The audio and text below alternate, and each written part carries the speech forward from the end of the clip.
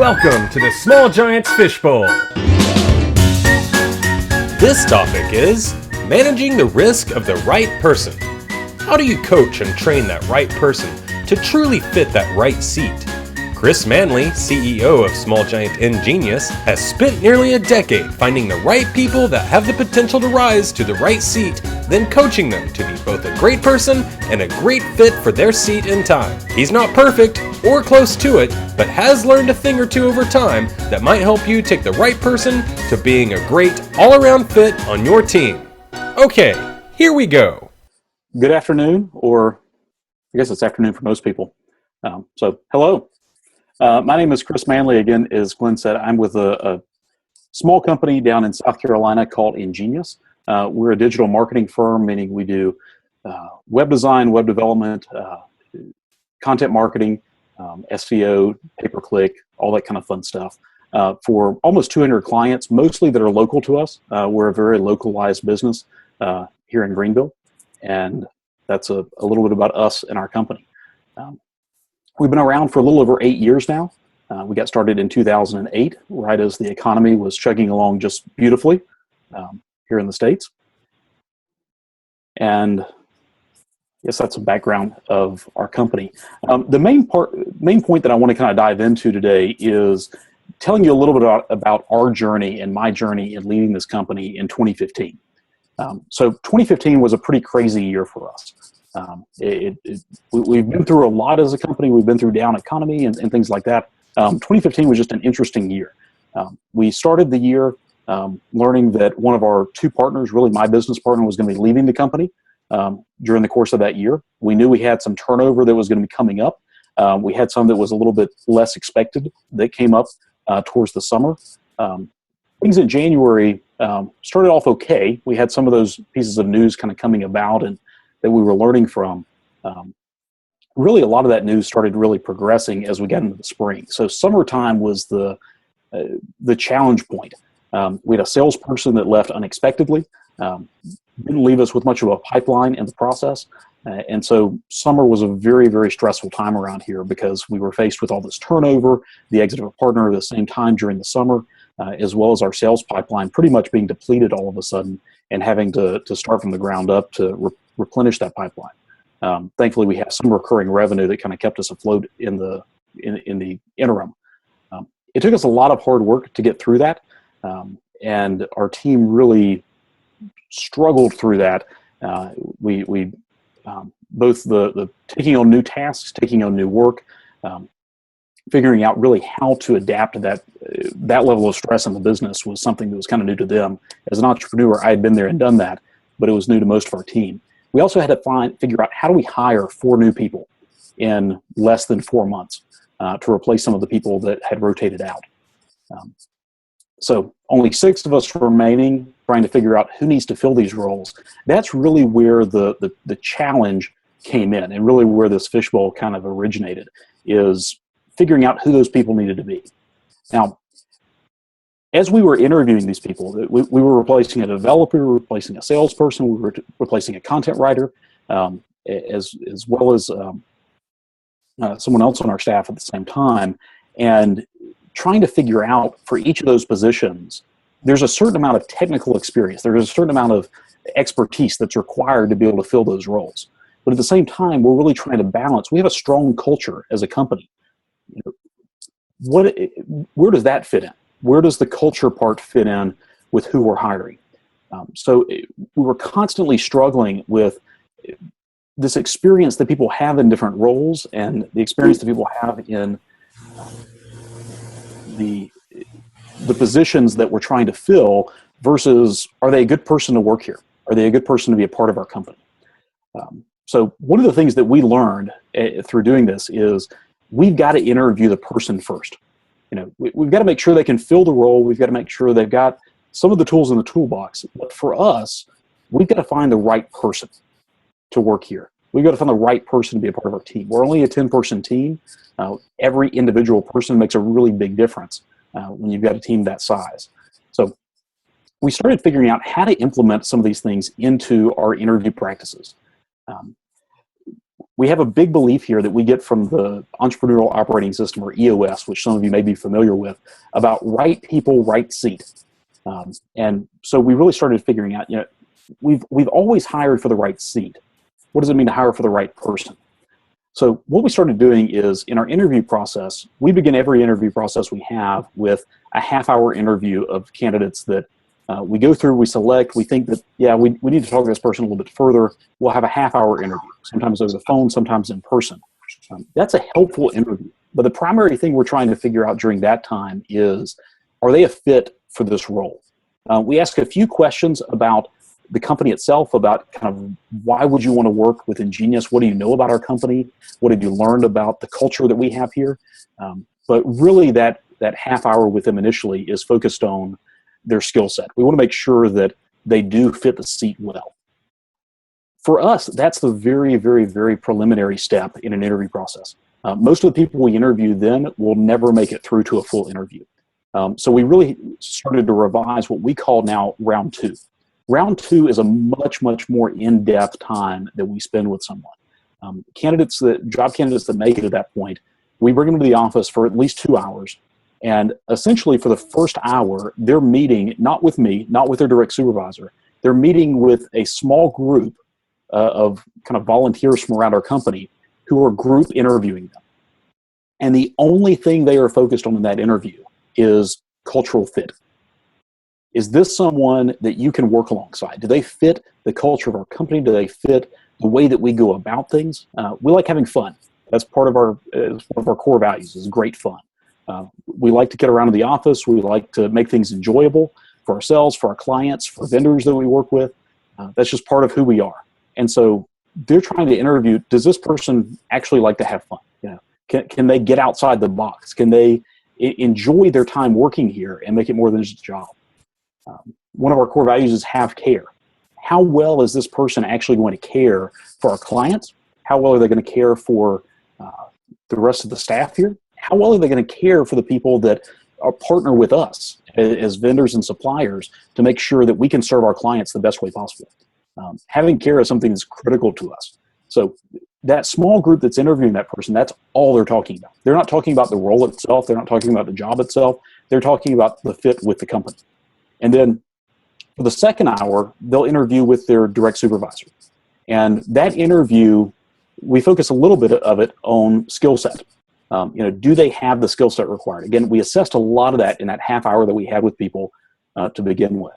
But again, even in that instance, we're going through and we're asking them specific questions about experiences they've had in the past. One of the things that I've learned in interviewing people is you can ask people how they perform in the future as much as you want. You're going to get an idealist answer. You're going to get an answer of how they would ideally perform in a situation where everything's perfect and they can plan the situation in advance and do a great job with it. So both in the interview questions that I've had to coach our direct supervisors, as well as even in those group interviews, they've got to really get to know the experiences that this person's had. Tell us about interactions that you've had at your previous company. Tell us about somebody that you just didn't get along with. What kind of story are we going to hear there? Are we going to hear some horror story of how this person doesn't get along with anybody else? They put down everybody around them. Or are we going to hear a story that really talks about how much they love their coworkers, how much, how great this coworker was, and the individual aspects of different people they worked with. So it's really important. What we've learned is asking the questions about their past experiences are a much better predictor of future performance. So getting through that has been important. The other thing we started doing in addition to those two things is really trying to do a lot of the testing to evaluate their technical skills to fill the specific role we're hiring for. Do that through outside testing. In some cases, we've been able to find some tests from different places that we can put them through a third-party evaluation process. Most of the tests we've created internally. If we're hiring a developer, we want to see their code. Give us your portfolio. We're going to go through it. We're going to assess the code in there. We're going to figure out, do we like it or not? Is it written well? Is it written so that they can work in a collaborative, team-based environment? If it's someone who's selling, we're going to take them through a test of what would you do in these instances. And we want them to sit and think about what they do in those instances, write it down, And from that, we can kind of glean, even in an ideal circumstance, how are they going to react? We've gotten the experiences in their in-person interview. We want to know, do they have the data behind them? How much do they know about our products and services? So we try to get as much of that out of the way as we can because, again, we want them to be in the right seat. But the main thing for us is making sure they're the right person first. So that kind of takes you through our interview process and what we go through in selecting people. We've interviewed a lot of people with a lot of great skills that we haven't hired because they just don't fit our team. And the thing that we've learned in doing this for 8 years is we've had a lot of people work here that have had great skills. We've had to let a lot of people go, or they've found another opportunity, or the best way that I like to describe it is we've helped them realize that they need to find an opportunity elsewhere. And it's never fun to do that. We pour time into training people. We pour time into interviewing people.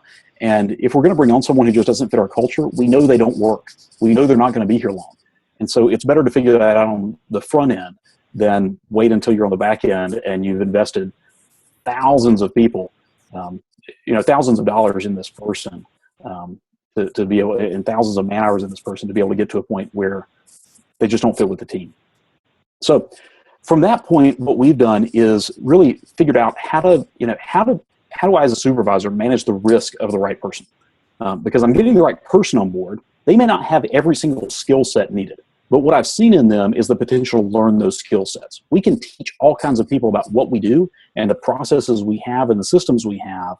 What can we do to really manage that risk of, we've got the right person, let's make sure they're good for this seat and get them comfortable in there. So a lot of these experiences I'm going to walk you through is someone that we brought on board last summer. And this person we brought on board last summer, they had never done the job that we were hiring them to do. They'd done pieces of it. They'd done elements of it in some of their former jobs before that. I saw a lot of potential in them to learn the pieces of this job that I've successfully done before. And so they've got someone on board here who can teach them all kinds of stuff. They have the skill sets, the root skill sets they need to be able to function well in this job, but they just never done it before. But they were a perfect fit for our company. In fact, they were moving to this area and they sought out our company. And one of the things that struck us about this person for the first time when we interviewed them was how much they already knew about our company and talked to us about why they wanted to be involved in a culture like this.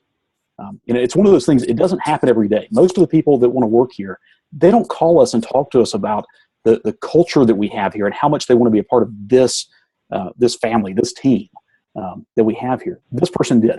And so we knew from the beginning, this person values culture. And the more we talked to them, the more we interview them, we brought them in for a team interview, and they just had so much already in alignment with the values that we value most. And so we brought them on board.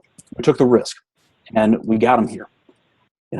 The first step was I had to be really careful to make sure that we as a team, when they come in for the first day, that Monday, our team is exuding these core values, because I don't want them to think we're putting up this front and we have these things written on the wall, but we don't follow them. And part of that starts with me as their supervisor. I had to really think about, how can I make sure as I train her for this role, I'm showing her how to do this role through our core values. So it was an incredibly beneficial experience for me to really go through that as a supervisor and make sure that the way I'm managing people is also in keeping with our core values. The other thing that we had to do is, figure out how do we make it through the tough times? I mean, if I had brought somebody into this role before and within 2 months I hadn't seen them really adapting this role well and taking the bull by the horns and making everything happen, I probably would have started to question whether or not I'd hired the right person, whether or not this is a person that needs to be here, whether or not they still need to be here for their third month. And those were all questions that I would have evaluated before. With this person, they were such a great fit with our team. We knew they had the skill set. This was a roller coaster that I just had to ride. It's going to have its ups and downs. It's going to go upside down, backwards and forwards, and everything else. I've got to take that risk on this person. And doing that has proved some amazing things. They're actually turning out to be one of the best people we've ever had in this role, and consistently the best. We've had people before that do pieces of this job well. This person's doing it exceptionally well. And the thing is, they're committed to this team. Whether they're having a great month, whether they're having a not so great month, they're committed to the company. They're committed to our culture. They're committed to our values. They're doing things the right way. We've had people that have been great in their skill set, but come in and they didn't have enough care for the people around them to follow procedures the way they should have been followed. Well, this person's already on board with that. We're not having to worry about those kind of aspects of this person. All I'm focused on is making this person better at what they do. And so some of the things that I've done to do that is really helping to make an environment for them where it's safe to ask questions. It's safe for them to learn their role. It's safe for them to sit down with me and know that if they have a question that to me seems like a basic for their role, I'm not going to overly judge them for that. There are plenty of supervisors I've known in the past that if somebody came in and asked a question like that of their supervisor, they're going to get laughed out of the office. That's not the kind of culture we have. We need to make this a very open environment where this person can learn. They can continue to refine their skills because we do want to keep them around. We want to make this a place where they can continue to thrive because they fit so well here. They add so much to the culture of our company. So the next thing is we've learned the order of onboarding. That's a big thing for us, is figuring out how do we get this person on board? How do we transition this person to the company itself? And so we started with, we've got to learn the culture first. That's the most important part. Again, we saw this person as a good fit, but we need to bring this person on board and help them understand, what does that mean? What does that mean to us? We say great fun, have care, be proactive. What do those things mean in reality? What are examples of employees in the past who have really exhibited this? So we started teaching new employees our culture. We then help them own the culture. What are aspects that they can apply of our culture to their specific role? And that's where me taking that time before bringing them on board to really put myself in a place where I'm thinking about, for their specific position, for their specific role, how does our culture exude through that? How does our culture work through that role to really, really embody that in a specific role and not just as a person? And then we focus on learning the role and owning the role. Those come second to us. We want to make sure this person understands what kind of team they've just joined. We want to make sure they understand how to interact with that team and what people are expecting of them. So it changed our whole order of onboarding. When previously, before we really started to learn this and kind of adapt to hiring for a cultural fit and onboarding for a cultural fit, we would immediately dive into training people about the systems in our company, logistics of how things work, their specific job and the role that they're supposed to maintain there. And so it was a very challenging thing at those times to actually get any cultural education involved in that. It was all about the role. And so by doing the culture first, we really make sure that person's adapted and they feel part of our family before we really start getting into the nitty-gritty of how we expect them to follow our systems, follow our procedures each and every time along the way. One thing that's important to note here is the person that came on board for this role that I keep referencing, they were here for 4 months before we really started to see a lot of traction. They were learning a lot. They were experiencing a lot. They were figuring out, in some cases, there were things they needed to do that didn't have a system. How to create that system was a big part of what they were doing. And so we had to give them the margin for that. We had to prepare ourselves financially to have that margin, which we didn't do on the front end, but I'm glad we left that margin in there and didn't pressure this person unduly at the beginning.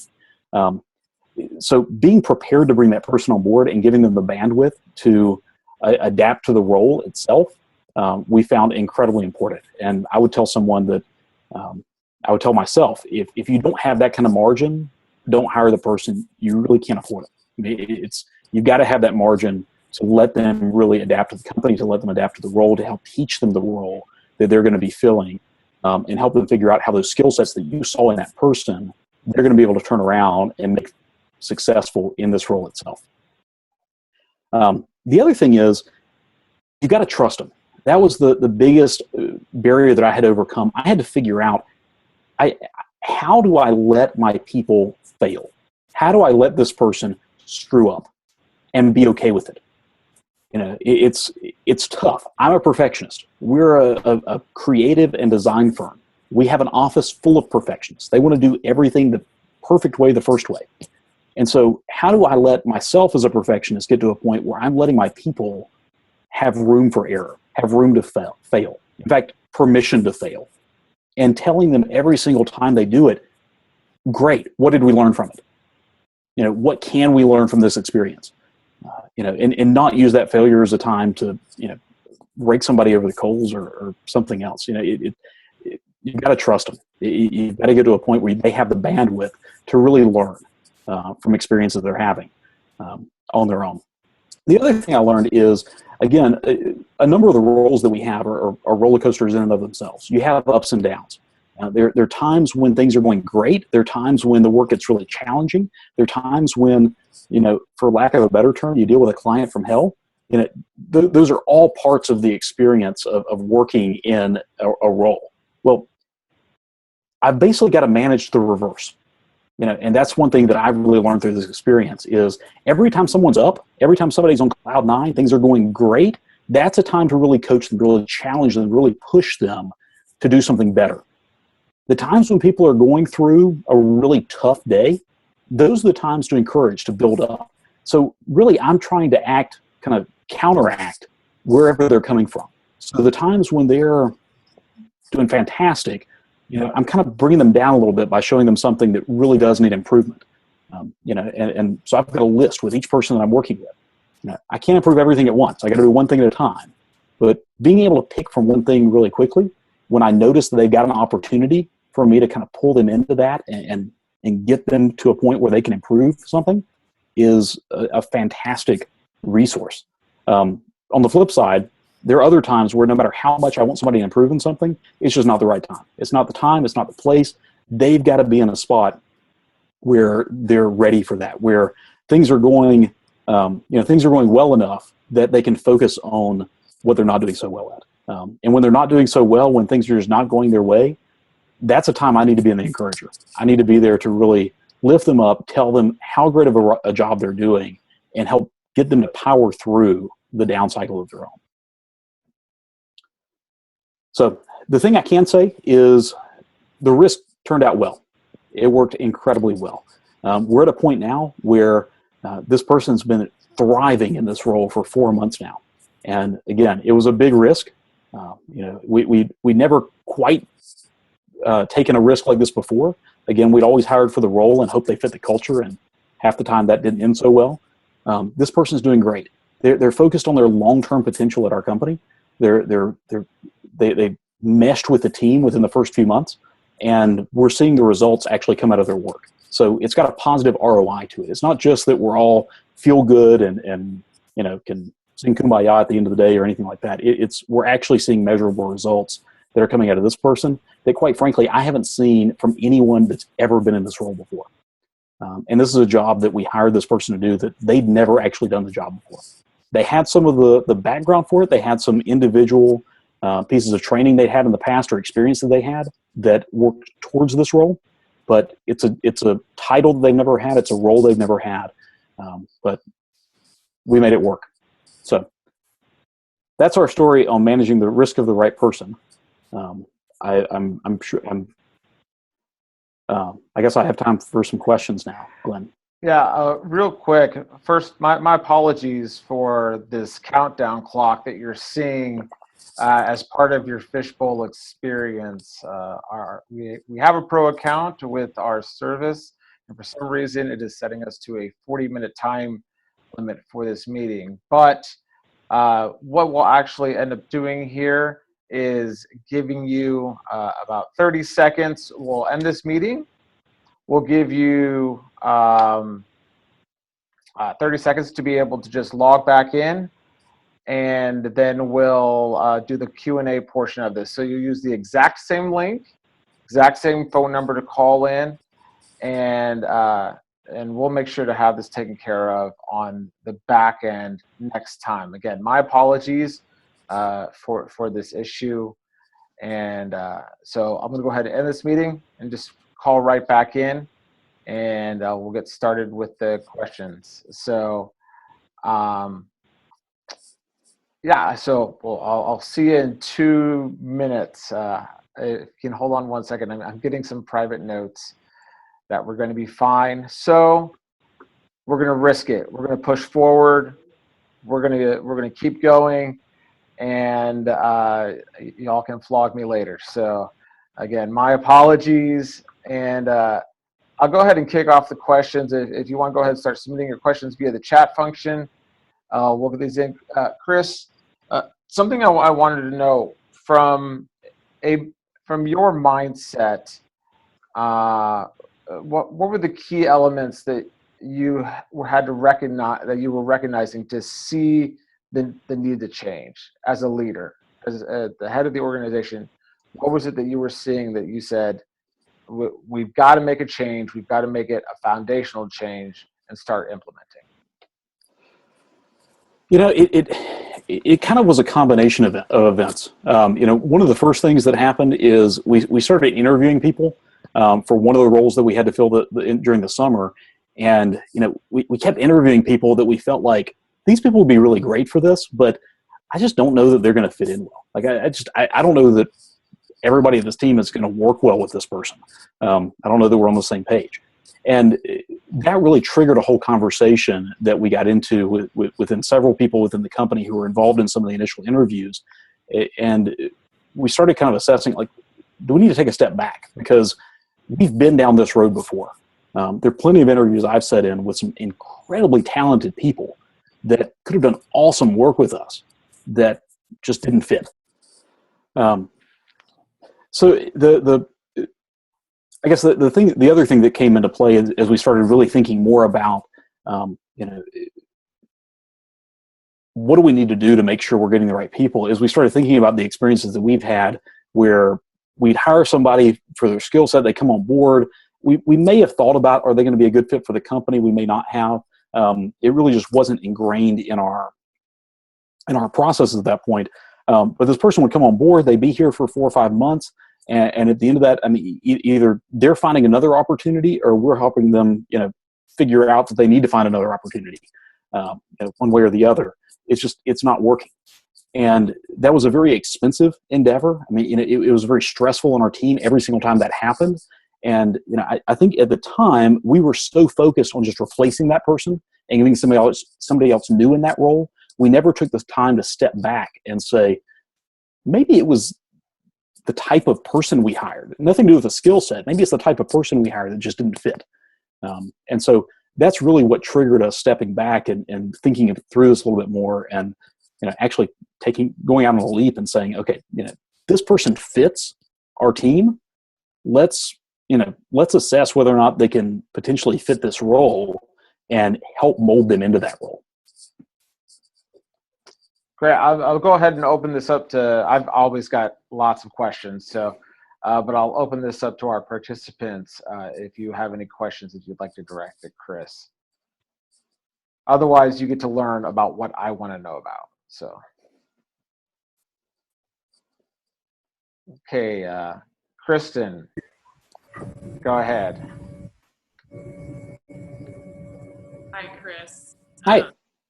Hi. So we are a company of about 10 people as well, and we are currently facing kind of parting ways with someone who basically is an amazing skill fit for us, or culture fit. Do you have any advice kind of on how to maybe do that in a way that, you know, they haven't really done anything wrong? There's just always kind of a certain level of tension when that person is around.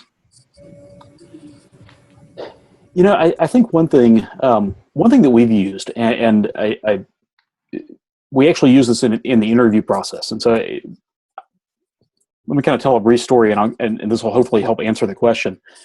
We started using something called the People Analyzer. And that's something, I'm sure Glenn can send out a template of that after the meeting. It's something that's part of the EOS system. And I really like it. It basically is going through and evaluating every person you have based on cultural fit. And I don't recommend doing it with your entire 10-person team.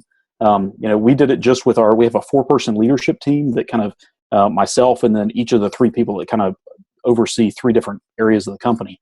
And we went through that, and we actually had a departure not too long ago in our company of someone who was on that leadership team that we were going through that People Analyzer. And just to describe it for those of you not familiar with it, essentially what we do is we put the core values along the top of the analyzer and all the people in our company down the left-hand side. And what we're doing is we're figuring out for everybody, are they a plus? Are they someone who really embodies this culture most of the time? Are they a plus minus, someone who's kind of on the fence? Or are they a negative? Are they someone who's actually detracting from this value most of the time? And we set a bar. Basically, if anybody is less than, nobody can have a negative. That's just not that's not acceptable. People can have up to 2 plus minuses, and that's it.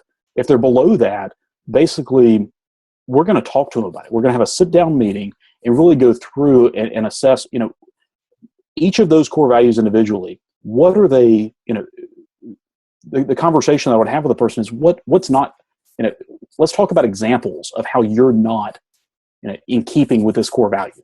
And these examples mostly provided by other people on the team, and I'm just kind of the messenger. So go through those with the person, and essentially, you're putting them on a 30-day clock. If there are a lot of negatives, you probably are never going to get to this step.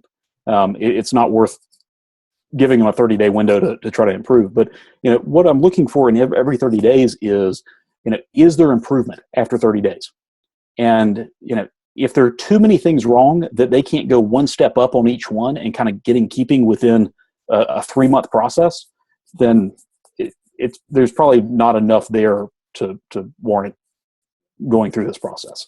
But if they're, let's say they've got, we had somebody, we went through this recently, and we've got somebody that's got, 4 plus minuses and 1 plus. Well, what I'm doing with them is kind of going through one by one and explaining to them kind of where have we seen them really be ambivalent towards these values. And for the next 30 days from now, I've got to be able to do the same thing with my leadership team, and I've got to have 2 pluses and 3 plus minuses. If it's anything less than that, this just isn't going to work. I don't want you to be miserable trying to adapt to values that just don't fit you as a person. That's not fair to you.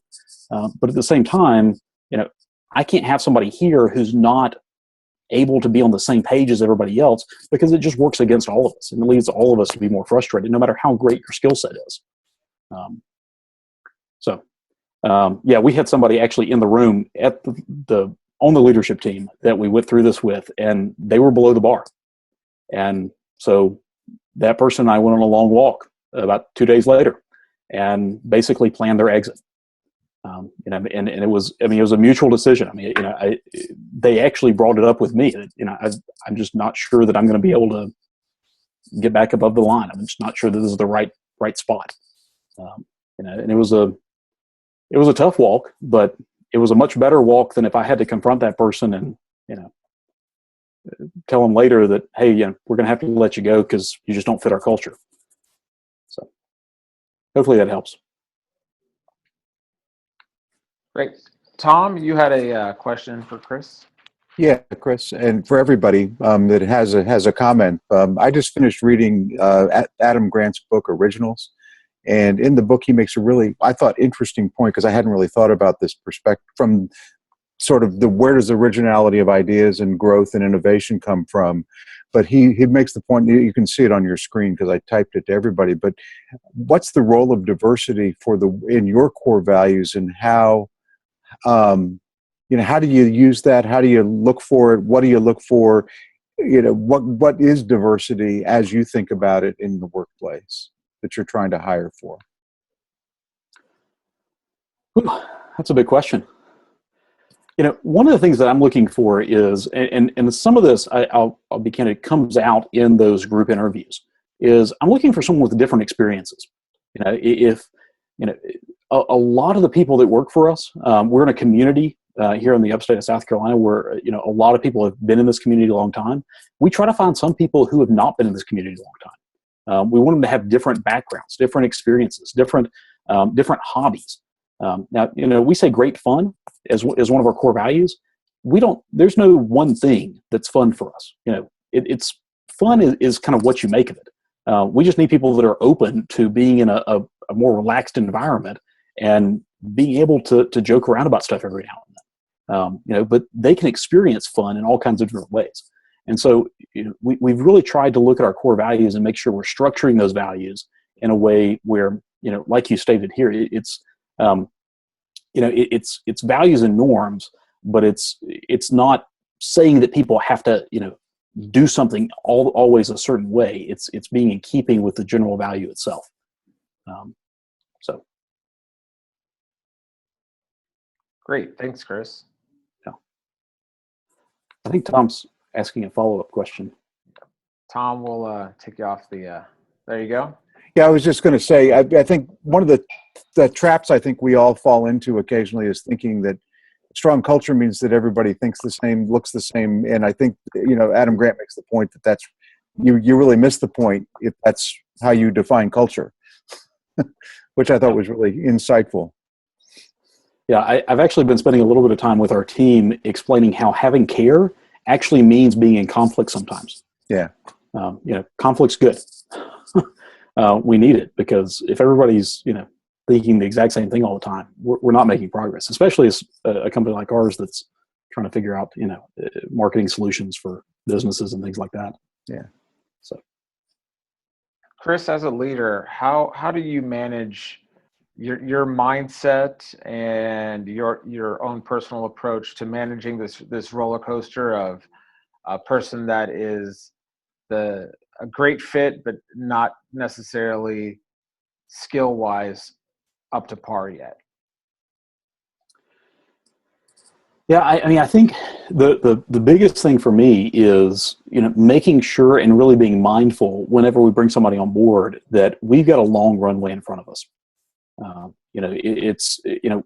It's very much, it's a very different, approach than I've taken in the past. I mean, I used to hire salespeople, 4 or 5 years ago, and if they're not producing a certain amount of metrics by the second month, they're gone.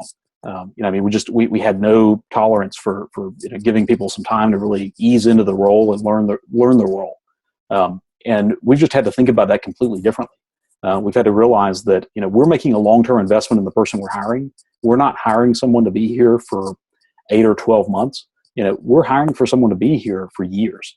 One of the things that pops up frequently whenever we do any kind of cultural assessment is the tribalness of our team, and the loyalty that people have to the team is strong. And that's one of the things that we've realized is that people who have a good cultural fit here, they're going to be here for many, many years. And so it's worth taking some extra time on the front end to really allow them the bandwidth to learn. Now, at the same time, it takes a lot of my time as well. And if I'm not their direct supervisor, it takes a lot of their direct supervisor's time to really teach them some of the trades that they need to learn to fill in the gaps, or really help them realize that this strength that we saw in them, they've never really put it to use in the workplace before, but this strength is what's going to make them phenomenal at this role. And that takes a while to kind of coach that out of them. So that's, I guess, the 2 things that I could say is just, make sure you kind of plan on this person having a long runway to learn the role and to develop in that role, but also make sure that whoever's supervising them, whoever's leading them through this process, has plenty of bandwidth to do that as well. Great. Thanks, Chris. Yep. Kyle? Hi, Chris. Thanks for your presentation. It was interesting and very useful, so thanks. Good. My question is around, do you have some kind of a formal feedback loop that you routinely use so that people are getting regular feedback on this just as much as their hard skills or expertise that they're bringing to the table? Absolutely. So it's kind of a 3-part process for us. I do, every supervisor here does weekly one-on-ones. It's a half an hour one-on-one meeting every single week with every single direct report that person has. And those are sacred to us. I mean, it doesn't matter a whole lot about what's going on. They may have to be rescheduled every once in a while for earlier in the week or later in the week, but I mean, we hold to those. It's vital that we have that time. So, it's almost as though we're having a weekly evaluation constantly, but it's just, to me, it's more of a dialogue, with the person. And the way we structure those is there's a group called Manager Tools, manager-tools.com. If you're not familiar with them, they've got a phenomenal kind of framework for one-on-ones that I would encourage you to check out. I think they offer a lot of it on their site for free, and we can send out a link afterwards to that. But so we do those one-on-ones.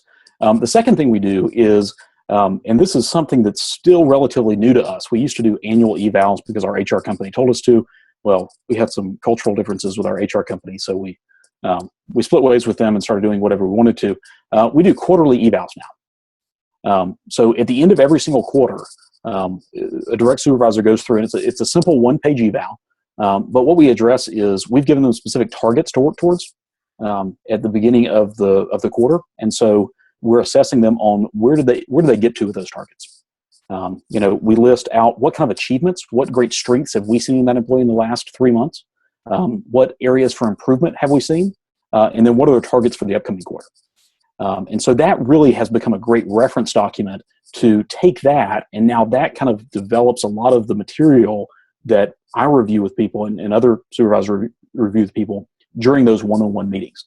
So we're referencing that document every single week for the next 13 weeks to make sure that we implement that.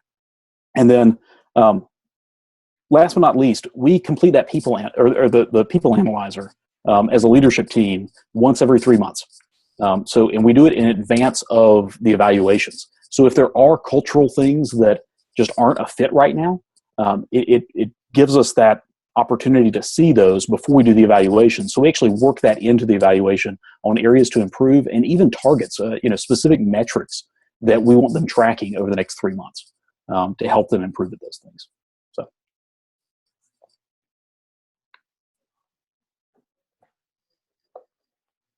So we have about 10 minutes left for questions, and again, I'll continue to have questions, but I wanted to give everybody a chance to submit if they had any last thoughts or if there's anything else that you really wanted to get insights on from Chris. I've got a question, Chris. Like one of the, I guess, the proxies for fit is friends or ones that employees have a personal relationship with. Like in a different context, how have you dealt with that kind of thing? Saying, hey, I know a person who would be a great fit for our company. In our company, we've had varying degrees of success with that. Friends can be a very slippery slope. And I was just wondering kind of how you deal with that part in terms of the fit piece. Yeah, we've had a lot of people referred to us by existing employees before, and really I kind of learned it the hard way. I had somebody that once referenced their college roommate to come work for us, and they felt like they had a skill that we needed. Now, at this point in time, we weren't hiring as much based on cultural fit. We were mainly hiring on skill set fit. We brought that person on board, and both them and their roommate were both gone within 4 months. So my one experience with hiring someone's really close friend is it didn't work out very well. In hindsight, I think, because we've hired a few people that haven't been quite that close to somebody else and referred them, but fairly close with someone else and recommended them for the position. It really takes a dialogue with the person that's referred them, and understanding what they making sure they understand what it means for them to refer someone to us. Because if they're referring a new employee and I hire this person, I'm and it doesn't work out, I'm coming back to this person and figuring out what's wrong. They don't bear full blame for it unless they do. But some of that accountability rests on their shoulders because they're the one that actually referred this person. But I'm also interviewing the person that we would be bringing on board a little bit more intensely, figuring out how do they work with other people? How do they work as a part of the team? How do they interact with their friends to figure out, can they interact well with this person in a work environment that's outside of the whatever kind of community environment they've got to know this person. So Michelle actually has a question for all of our participants. And she wanted to know are any of you using a learning management software for continued education training? She's currently developing her company's training program. So is anybody using anything in particular? Feel free to raise a hand and I'll unmute you.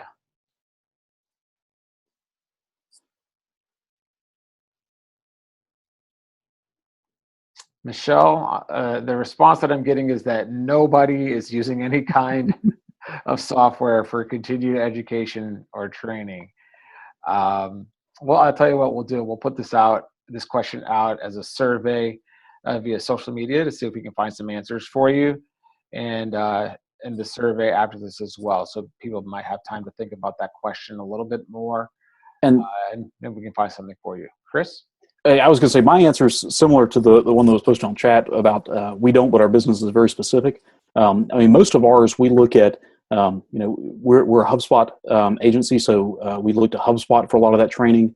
As a inbound marketing company, we use Google as a reference point for that. They offer some certifications and AdWords analytics and some other things. And so we really have tried to find, instead of creating our own, what kind of resources are we using every day where they're providing those kind of platforms to promote that education. I don't know if that's an option, Michelle, for you in your industry, but that's worked well for us. Kristen, go ahead. Well, as far as the LMS, we don't use it for internal training, but we have a product that we sell as a company, and we use Teachable, which is a learning management system that works really well. And I think it would work really well internally as well. It has like video capability to upload, as well as resources and downloads and team interactivity, and you can track someone's progress through it as well. Great. Thanks for that, Kristen. So we've got time for about 1 to 2 questions left. We've got about 4 minutes in the program. I'll continue to open this up to everybody, or Chris, if you have any key takeaways or last thoughts that you would want to share. Something that I did want to ask you was, other than the People Analyzer that you've mentioned, a couple of these websites, were there any resources, materials that you sent out to your team or that you've utilized to kind of make this transfer process over? Yeah, I mean, one of the things we've used, particularly with that group interview process, is basically just a set of questions and kind of some guidance for them. I've really tried to push them towards what I was saying earlier about ask them questions about their past experiences. Don't ask them questions about how would they act in this instance. And things like that. So right now, I just email that out to the 3 people that kind of get picked to do that group interview process. But I'd be happy to share. I've got to take it usually has some details about the person we're interviewing and stuff like that. And so I'll have to make a HIPAA compliant copy of it. But I can make that available for Glenn to send out if that's helpful for anybody else. Can I just ask you a question on that topic, on the group interview? So how does that work? Is it all or nothing, or is it majority rules, or like? And the reason I'm asking is because some people can be pretty complacent, like if they don't want to rock the boat, whereas others might have a gut feeling. But it could be like if it's 3 people, it could be 1 person with a gut feeling, 2 people complacent, and the gut feeling is actually probably something there. So I'm just curious how it works. Like Yeah. Really what we do is I use the exact same People Analyzer. After that interview, they each have a copy of that going into the interview. And so after the interview, they go through that and basically evaluate this person against each of our core values individually. And then I come in and meet with them typically either, depending on kind of how many interviews are doing in one day. Sometimes it's right afterwards. Sometimes it's later on. And I really drill people about, if you gave them a plus, why? What made you think that about them? If you give them a negative, why did you give that to them? Really understanding why they evaluated certain people different ways, so that they have to think about what kind of experiences did they really talk about for that. And it's worked well so far. I mean, we've used, after we go through that process, we use majority rules. Sometimes I have to have a little bit of veto power on if they didn't really have a good reason for giving someone a negative, they just didn't like the person, forcing them to give a little bit more information. It's worked well so far. Chris, Rachel wanted to ask, how do you determine culture fit when it comes to communicating with reference checks that are people coming in? How do you find out somebody's going to be a good culture fit from somebody that they provided you to talk to? Yeah, we don't do reference checks. We used to, but it finally got to the point where, even our own HR people were telling us, if somebody calls in and asks for a reference, you can tell them the dates that they worked here, you can tell them the title that they had, but that's about it. and you don't want to get into hot water by saying anything too positive or too negative about this person. And so it kind of explained why a lot of our reference checks were coming up that way. I mean, we'd call and they give us a little bit of information. If it's not a former employer reference, like a personal reference, we were calling those, and they kept talking about how great this person is, but not really giving us many specifics and kind of avoiding those most of the time when we asked. So we found it overall just to not be so helpful in doing things. We hired a lot of people because they had great references and they turned out to be a terrible fit. And so we stopped using them. If somebody else had great experiences, we might be tempted to try it again, but it's just been our experience with it. Brian actually had one last point for Kevin that he wanted to mention. Brian, go ahead. Yeah, Kevin, I just thought I could tell you what we do regarding the group interviews. Our managers are the ones that make the final decision on who they're going to hire to work on their specific team that will be reporting to them. So we'll do a group interview, but that manager will have the final say. And I think that works for a lot of reasons. I mean, they get a lot of input during the interview, but then they're the ones that make the final decision. And they are then incentivized, I think, to help that person be successful as they come on board. Chris, last question. We just had a side reference to the previous question. What about background checks as relating to being a culture fit? It's a good question. We haven't really had, occasionally our background check would come back with like motor vehicle records and people had speeding tickets and stuff like that. I don't know that we ever factor those in with cultural fit. I just don't know that we've had that opportunity to have something come through in a background check that really, most of them come back and it's just a green check mark and we go on from there. I don't think we've had anything come up that's really caused us to step back and say, okay, is this person really going to be a good fit based on something we found in there? Well, it seems like you might actually run into some employment discrimination possibilities if that's part of your decision. So, yeah. But, Glenn, one last thing I was going to add. I forgot to point this out in just describing our company. Our company is mostly made up of millennials. Millennials are a bit of a unique group to work with. I know there was just a fishbowl a few months ago, and I think if you're a member, you can actually get a copy of that fishbowl. Talking about working with millennials and just kind of what the differences that looks like versus a Gen Xer or a greatest generation person or somebody else. But that really does affect kind of the approach that we take. I think one of the things that we found in working with millennials is they do require a lot more hands-on interaction with their supervisor. And so that's one thing that, we kind of incorporated it as more of the cultural fit part of giving them a little bit more runway and teaching them a lot of stuff. But I think that's something that if this person that you're thinking about hiring is a millennial, that's something that we found necessary anyways, is just a bit more access to their direct supervisor and that supervisor having more time to spend with that person. So I just wanted to throw that out there as part of our company. Great. Kevin, I'll let you have a last point. Go for it. And we got to wrap it up. So in your job advertisements, would you be able to kind of maybe send Glenn one? So, because I'm thinking that it probably reflects your cultural fit piece. It probably looks different than a very traditional advertisement. If I'm thinking correctly. I will try to dig one up. We get resumes all the time, so I actually can't remember the last time that we had to put a job posting out there somewhere. Usually we have a folder to sort through when we have an opening already. So I'll try to see. I feel like we may have posted something about a year ago for a role. So I'll see if I can dig one up. Okay, well that's it for this one.